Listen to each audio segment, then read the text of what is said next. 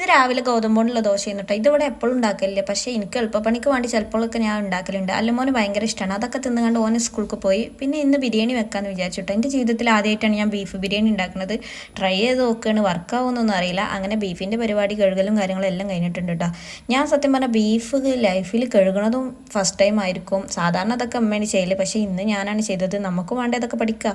അങ്ങനെ ബീഫ് ബിരിയാണിക്കുള്ള തയ്യാറെടുപ്പുകളൊക്കെ നടത്തി അടുപ്പത്ത് വെച്ചിട്ടാണ് ഉണ്ടാക്കണം. എനിക്കെന്തോ ഗ്യാസും അങ്ങനത്തെ സാധനങ്ങൾ ഉണ്ടാക്കണമെന്നും വലിയ താല്പര്യമില്ല. അടുപ്പത്ത് ഉണ്ടാക്കണതാണ് ടേസ്റ്റ് എന്നാണ് എൻ്റെ ഒരു അഭിപ്രായം. എല്ലാവർക്കും അങ്ങനെ ആവണമെന്നില്ല, ഞാൻ എൻ്റെ അഭിപ്രായം പറഞ്ഞെന്നുള്ളൂ.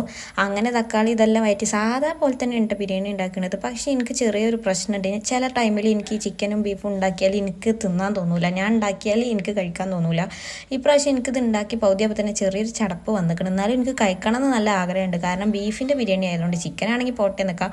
പിന്നെ ഇത് കണ്ടിപ്പരിപ്പും മുന്തിരിയും കാര്യങ്ങളൊന്നും ഇല്ല കേട്ടോ. അതുകൊണ്ട് ഞാൻ അത് പറയാൻ മറന്നിട്ടുണ്ടായിരുന്നു. പിന്നെ സവാള മേലൊന്ന് ജസ്റ്റ് ഒന്ന് ഫ്രൈ ആക്കി ഇത് ഇട്ടുകൊടുക്കാൻ വിചാരിച്ചു. പിന്നെ അപ്പം വരുന്ന പാത്രങ്ങൾ അപ്പം മുറണം, അല്ലെങ്കിൽ എനിക്ക് ഭയങ്കര ബുദ്ധിമുട്ടാണ്. ബിരിയാണീൻ്റെ അരി സെറ്റാക്കി വെക്കാൻ വേണ്ടിയിട്ട് പോവാണ്. ഇതിൻ്റെ ഇടയിൽ അസാന് നല്ല കുറുമ്പ് കാട്ടുന്നുണ്ട് കേട്ടോ. ഓൻ്റെ കാര്യങ്ങളൊക്കെ എമ്മയാണ് നോക്കുന്നത്. പിന്നെ തിരുമ്പാനുള്ളത് മെഷീനിൽ ഇട്ടിട്ടുണ്ടായിരുന്നു. മഴ ആയതുകൊണ്ട് ചിലപ്പം കറണ്ട് പോകാൻ സാധ്യതയുണ്ട്. കറണ്ട് പോകുമ്പോൾ വാഷിംഗ് മെഷീൻ വർക്ക് ചെയ്യിപ്പിക്കാൻ എനിക്ക് ചെറിയൊരു പേടി, അഥവാ കറണ്ട് കഴിഞ്ഞാലോ. അങ്ങനെ പിന്നെ തിരുമ്പണ കാര്യങ്ങളൊക്കെ സെറ്റാക്കി ഇനി തുടക്കാൻ വേണ്ടിയിട്ട് പോകണം കേട്ടോ. തുടക്കണ ഇടയിൽ അസാന് വന്ന് നോക്കുന്നുണ്ട്. ഇടയിൽ തുടക്കുമ്പോൾ നടക്കാൻ അവനക്ക് ഭയങ്കര പേടി. അവൻ എപ്പോഴും അങ്ങനെ കൊയിഞ്ഞാടലുണ്ട്. അതുകൊണ്ട് തന്നെ ഇപ്പോൾ അവന് കുറച്ചായിട്ട് തുടക്കണോടത്ത് കൂടി നടക്കലില്ല കേട്ടോ. പിന്നെ ഞാൻ പറഞ്ഞ പോലെ തന്നെ എനിക്ക് എന്തോ ബിരിയാണി തിന്നാൻ തോന്നിയില്ല. ഞാൻ സാധാ ചോറ് തന്നെയാണ് തിന്നത്. അപ്പം അത്രയേ ഉള്ളൂ. Tata, bye bye, see U.